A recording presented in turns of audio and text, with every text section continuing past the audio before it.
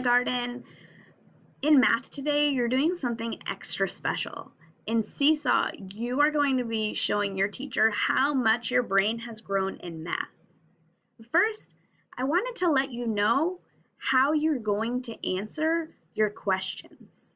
So when you get in Seesaw, you're going to see 5 pages on the right side of your screen. There's a question on each page. So every page you'll need to click on and answer the question. On every page, you need to make sure that you click this caption button to hear the voice instructions for the question on that page. The voice instructions are going to read the question and the choices.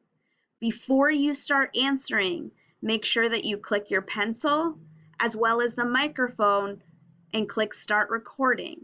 You are going to be choosing your answer by circling the picture and saying which letter you chose. So you're either going to choose A, B, or C. For example, I chose letter A. So I would say letter A. I circled my answer choice and I said my answer choice. When you have circled and said your answer choice, don't forget to click the green check to save your recording. When you're done with this page, you'll go to the next page and do the same thing. It'll be a different question. All right, Kipsters, you're ready to roll.